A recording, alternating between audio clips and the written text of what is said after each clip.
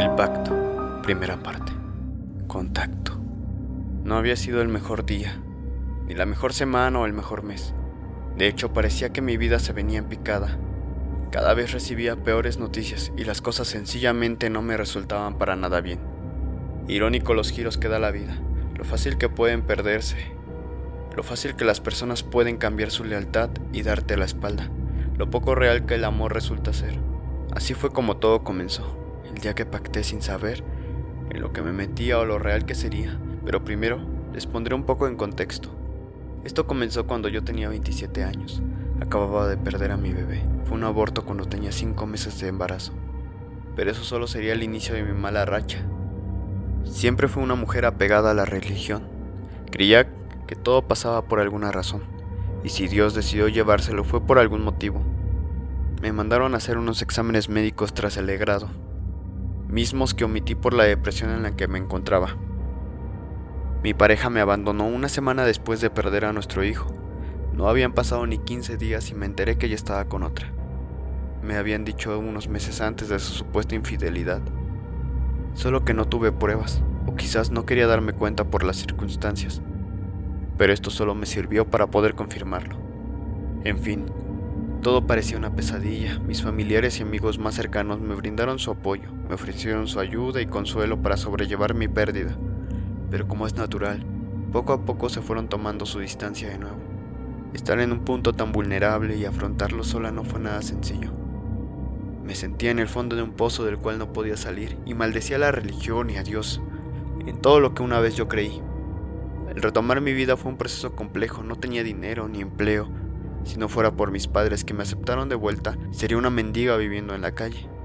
Yo había terminado mi carrera en Derecho a los 22 años, pero me había dejado convencer que con dedicarme al hogar sería suficiente, por lo cual jamás ejercí. Tenía una mínima experiencia en mi campo laboral, solo lo que me dejó el servicio, las prácticas y un par de asesorías hacia algunos familiares. Conseguir trabajo fue verdaderamente complicado. Gracias a mi padre pude entrar como asistente en un despacho jurídico especializado en materia mercantil, de lo cual yo no sabía casi nada. El sueldo era muy bajo y me tuve que adaptar a mi nuevo estilo de vida, lejos de las comodidades que un día tuve.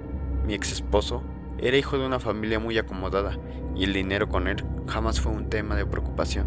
Pero bueno, eso terminó, al menos para mí.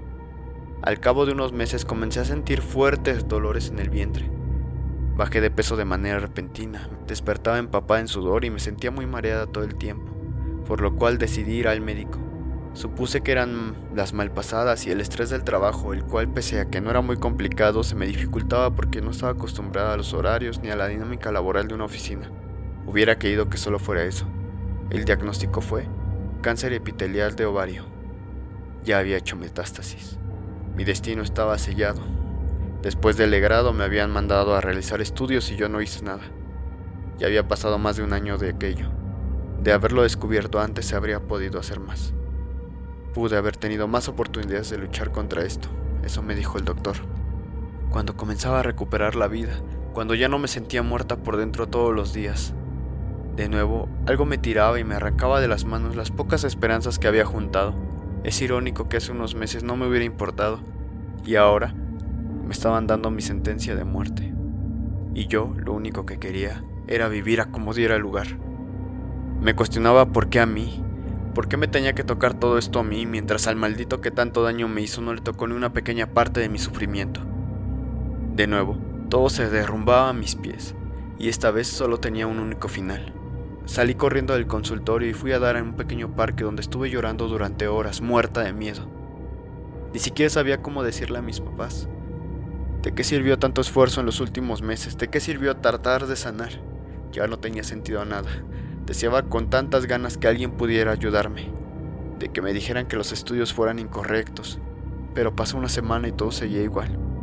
Acudí de nuevo con otro médico por una segunda opinión y como ya era costumbre, la vida se burlaba de mí en mi cara. Las personas con este cáncer tienen diferentes tasas de supervivencia, y yo tenía una mínima oportunidad de salir viva de esto. No quedaba nada más que aceptar la realidad de las cosas. De nuevo salí del doctor y me dirigí a mi casa.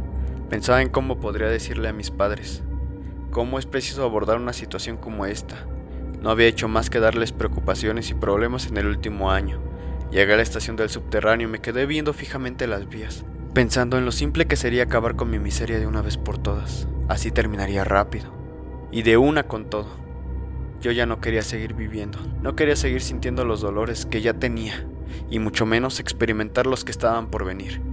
Noté que el tren se aproximaba a la estación, mi corazón latía tan fuerte que podía escucharlo. Lo voy a hacer, lo voy a aventar, me repetía en la cabeza. Di un paso al frente y escuché un «espera».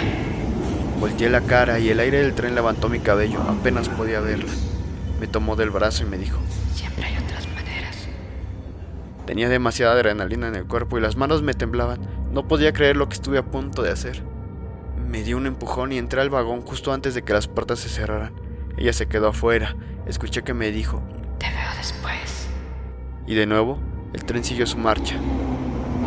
Esa vez fue la primera vez que la vi. Fue quien me salvó del suicidio en ese momento. En un momento de total desesperación, frustración, miedo y dolor. No sé si fue lo mejor. Hubo otra desgracia en mi vida. Me hizo tanto ruido en la cabeza lo que había sucedido y las palabras de esa mujer misteriosa. Me dijo que me vería luego, pero ¿cómo si yo jamás la había visto? En los siguientes días comencé a tomar un medicamento que me mandaron para mitigar un poco mi padecimiento. El tiempo que me quedaba era incierto y no se aventuraron a darme un número. Aunque aún no le había dicho a mis padres y trataba de continuar con mi rutina de la manera más normal posible. No era negación, tan solo mantenía una pequeña pizca de esperanza de encontrar algo que pudiera revertir mi situación. El primer lugar donde se me ocurrió buscar a esta mujer fue en el trabajo. Creí que podría tratarse de alguna compañera del despacho, pero no era alguien del trabajo. Entonces se me ocurrió que podría encontrarla si recreaba la ruta de ese día. Aunque no era un camino directo para ir a mi casa o al trabajo, lo comencé a frecuentar, pero en horarios distintos. Normalmente lo hacía al volver de trabajo, pero nunca tuve éxito. Después cambié de estrategia y comencé a buscarla cuando salía de casa, antes de ir a trabajar. Pasaron días antes de verla de nuevo. Fue un instante entre la multitud, pero era ella, estaba segura. Pensar en esa mujer y en la sensación que me transmitió cuando me tocó el brazo me hizo ser obsesiva para poder encontrarla. El fin de semana me fui desde muy temprano al metro.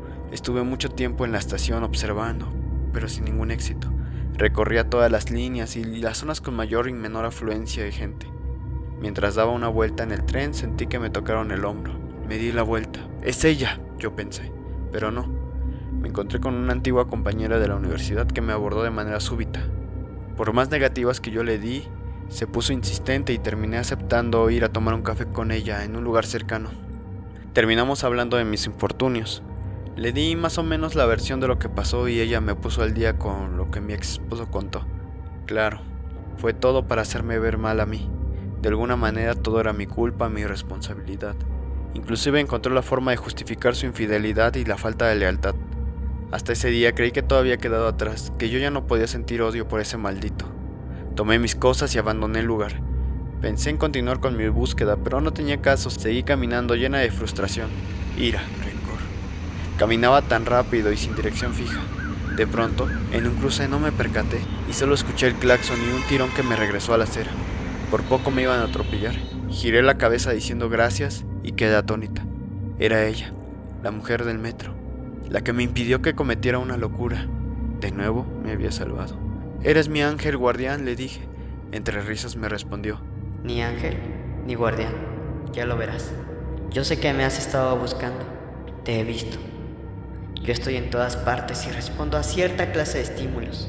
Así que dime, hazme la pregunta que querías. ¿Por qué me has estado tratando de contactar?» De inmediato y sin dudarlo le respondí: «¿Cuáles son las otras maneras?». Sin dejar de sonreír me miró fijamente y me dijo: «Ven, hablemos». Me condujo entre calles a un sitio apartado. Ya había oscurecido y comencé a sentir angustia y desconfianza. Ella volteó y con un semblante de lo más serio me dijo: «Aún eres libre de irte si eso es lo que tú deseas. Pero de hacerlo, perderías la única oportunidad de cambiar tu situación». La forma en la que me miraba y su manera de decir eso me aterró, pero yo tenía que escuchar al menos lo que esa mujer tenía que decirme. Sin duda ella parecía saber lo que yo estaba pensando y sintiendo. Llegamos a un sitio de unidades habitacionales y entramos a un departamento, al fondo de la unidad. A simple vista parecía un lugar abandonado. La apariencia de esta mujer no daba la pinta de que viviera en un sitio así. Ella tomó asiento y fue directo al grano. Antes de mencionar nada, me dijo que yo tenía que aceptar el trato para poder escuchar el ofrecimiento. Yo no sabía de qué se trataba y ella no me indicó en qué consistía. Pero ya estaba ahí y francamente yo no tenía nada que perder a estas alturas. Así que le dije que sí. Me dijo que sabía mis problemas y que podía ayudarme a resolverlos. Que incluso la vida de una desgraciada como yo tenía más valor en este plano para ella que aplastada por un tren o arrollada por un auto. No es casualidad que nos hayamos encontrado en estas circunstancias. Tú me llamaste con tu miedo y tu desesperación, tu ira y tu rabia. Me dijo que mi ausencia de fe era perfecta para hacerme visible para ella. La cantidad de cosas que esta loca comenzó a decirme me parecían excesivas. De inmediato supe que había cometido un error. Yo le dije que ya no quería escuchar más y que lo dejara así, que me iría. Ella solo se burló. Sin importar lo que hagas, ya aceptaste el trato. Y por lo tanto no hay vuelta atrás. Yo solo di pasos en dirección a la salida y salí huyendo del lugar. Tenía demasiado miedo y corrí lo más rápido que pude, aunque nadie me estaba persiguiendo. Salí de la zona y abordé el primer transporte público que vi pasar. Nadie me iba siguiendo de nuevo, pero yo no estaba segura de eso. Al cabo de unos 15 minutos ya me había tranquilizado lo suficiente como para tratar de orientarme y regresar a casa. Cuando al fin llegué me sentía demasiado nerviosa, pero decidí restarle importancia y dejar de pensar en eso. Al día siguiente solo tuve una extraña sensación, esa misma de cuando alguien te observa. Pero todo transcurrió con normalidad. El inicio de semana fue regular, pero al salir del trabajo yo la pude ver afuera del despacho. Allí estaba, cruzando la avenida, mirándome. Muy nerviosa me apresuré a tomar el transporte y al sentarme, a mi lado estaba ella y me dijo: Es inútil, tú me contactaste primero y aceptaste el trato. Ahora estamos unidas. Yo comencé a decirle que no, que se largara, que era una loca. Y solo pude notar cómo me miraban las demás personas. Me alteré demasiado y no recuerdo haberme desvanecido. Cuando recuperé el conocimiento estaba siendo atendida por los paramédicos que me auxiliaron en una ambulancia. El que estaba a mi lado me dijo: Señorita se desmayó y ha estado inconsciente por alrededor de 15 minutos. En este momento nos dirigimos a un hospital porque se golpeó la cabeza al caer. Yo le dije: está bien, pero ¿por qué dejaste venir a esa mujer conmigo? Ella estaba ahí sentada en el fondo de la ambulancia sin dirigirme la mirada, sin decir nada, solo volteando para afuera. El paramédico se desconcertó y me dijo: ¿A quién se refiere? A ella, le respondí. Me parece que usted sigue un poco aturdida. Solo estamos mi compañero que viene manejando y yo. Fue cuando me percaté de algo. Esta mujer no tenía un reflejo, ni una sombra. Solo yo la estaba viendo y escuchando. En eso ella desapareció frente a mis ojos y yo quedé totalmente aterrorizada. Mis padres fueron a recogerme porque no tuve suficiente dinero para pagar el servicio en ese momento, ni tampoco tenía manera de regresar a casa. Ese día se enteraron de mi condición de salud. Mi madre no dejaba de llorar y mi padre se miraba preocupado. Y después de 10 años de no hacerlo, lo vi fumar un cigarro tras otro, sin pronunciar una sola palabra. Solo se sentó en la entrada con las manos temblorosas. Imagino que se mortificaba pensando en cómo podría ayudarme, como siempre lo había hecho desde que yo era una niña. Me metí en mi habitación, estaba desconcertada y me dolió tanto verlo de esa manera. Mirar a mis padres tan afligidos por mi culpa una vez más. Comencé a hablar en voz baja. ¿Estás aquí? ¿Estás aquí, verdad? No te veo desde que desapareciste, pero yo siento tu presencia, como si fuera una clase de pesadez. Me respondió al oído. Sentí un escalofrío recorrer el cuerpo y al voltear miré algo completamente distinto a la primera vez. Esta cosa dejó de tener una apariencia agradable. ¿Te doy miedo? Me preguntó. No, no es eso, respondí moviendo la cabeza y evitando mirarla. Entonces mírame. Mírame de frente. Lo que en algún momento era una mujer bonita, de tez blanca, cabello negro, ojos color miel, ahora era una mujer anciana, con una tez morena. Los ojos eran negros completamente, y con eso me refiero hasta la esclerótica, que es la parte blanca del ojo. Tenía poco y corto cabello, cano por supuesto, orejas en punta, una boca muy grande y sus dientes eran completamente amarillos. Físicamente parecía no tener piernas porque traía una túnica tan larga que no dejaba ver sus pies. Su cambio era algo impresionante y a mí me aterró. Yo tenía mucho miedo y pensaba en el sufrimiento de mis padres, así que le dije: estoy dispuesta a escuchar el resto de lo que me querías contar la otra vez, para que me puedas decir cuáles son las otras maneras. Con una voz burlona me dijo que sí, pero que teníamos que esperar. Ella recitó una clase de oración como por unos 20 minutos. Parecía una alabanza con palabras que yo no podía comprender. Ella paró justo a las 3:34 de la mañana. Cuando por fin se detuvo, comenzamos a hablar. Me dijo cosas bastante perturbadoras. Ella seguiría acosándome hasta que yo terminara de escucharla. En pocas palabras, ella me dijo que no se define como una persona, ni como un demonio, ni que es buena o es mala. Para ser muy breve, es un ente que hace favores a cambio de pagos de diferentes tipos. En este caso, para que ella me pudiera ayudar, se requería una vida por una vida. Yo tendría que entregarle a alguien, y en definitiva pensaba en mi ex esposo. Para mí él era el causante de una gran parte de mis desgracias. Yo lo quería ver sufriendo, muerto si era posible. Me dijo que las consecuencias para mí no me iban a ser reveladas porque en la vida natural no podemos anticipar lo que nos va a ocurrir. Si yo no aceptaba, me iba a morir y me dijo que tomaría de todas formas a alguno de mis padres en pago. Si yo aceptaba, viviría y me dejaría elegir a quién darle, con la condición de que yo se lo llevaría al lugar, el día y la hora convenidos.